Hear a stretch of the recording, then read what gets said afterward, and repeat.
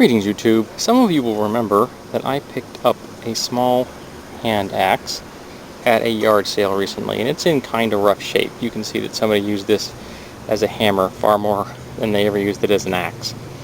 And I'd like to recondition it. So, the first thing I'm going to do is I want to clean all of the rust that I can off with that wire brush, which I will be using in my drill. And I'm wearing my wraparound sunglasses today because it's really bright out here, and they're also actually pretty good protection for my eyes in general. So the next step up is to get this thing clamped down to the rail. Greetings YouTube. Some of you will remember that I picked up a small hand axe at a yard sale recently, and it's in kind of rough shape. You can see that somebody used this as a hammer far more than they ever used it as an axe. And I'd like to recondition it. So, the first thing I'm going to do is I want to clean all of the rust that I can off with that wire brush, which I will be using in my drill. And I'm wearing my wraparound sunglasses today because it's really bright out here, and they're also actually pretty good protection for my eyes in general. So the next step up is to get this thing clamped down to the rail. Alrighty, so here we have this thing clamped to the rail so that it's not going to move, and using a wooden block as a spacer to lift it up, give me a little more access to the head itself. And the next thing is going to be to start wire brushing it. Alright, I don't know if you can tell the difference, but now I've brushed all the rust that I can get off this thing. The surface is still heavily pitted and patinaed, but there's nothing I can do about that. But I'm hoping I can bring this thing back to life. I'm going to grind this flush and all the way around so that it is now the same surface size as it was originally.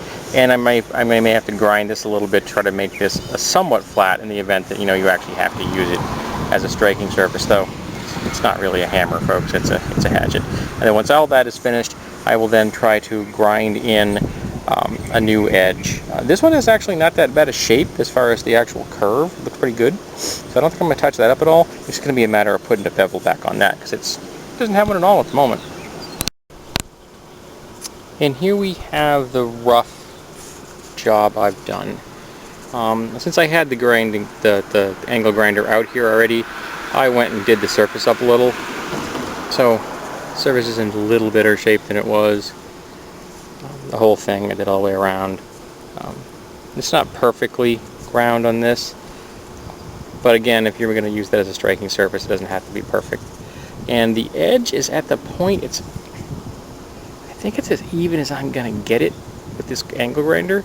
So now I'm going to take a stone, or take it to a stone, and see if I can improve the edge at all. So I need to take it inside and let it cool down to the point where I can touch it, because at the moment it's too hot for me to do that.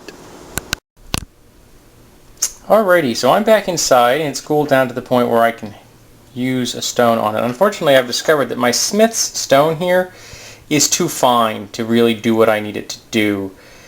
I'm not sure. I have a tri-stone set which needs to be cleaned before I can use it, and I need to dispose of some oil that it uses. This is a water stone, and my tri-stone set is an oil set. And I don't know if it's going to have a stone rough enough to do this either. So I may have to get myself an axe stone. And an axe stone is a puck-shaped sharpening stone, about yay thick, 2 different coarseness levels on each side. And that's really designed because you should be sharpening an axe in a circular motion. And this is rectangular, and it's now not well suited to that. So I'm going to have to see if I can lay my hands on one. However, it is in far better condition than it was an hour ago. It looks better. It's cleaned up. It's going to be less likely to rust now because I have cleaned it up.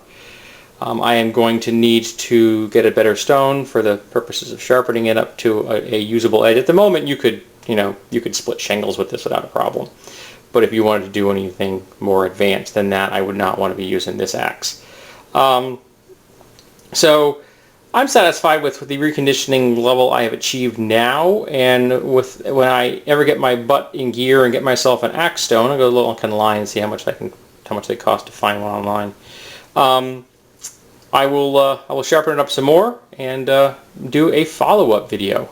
So this has been the reconditioning, at least to this stage, of my dollar hand axe. I'm quite pleased with how it looks and with the fact that it's coming along quite nicely.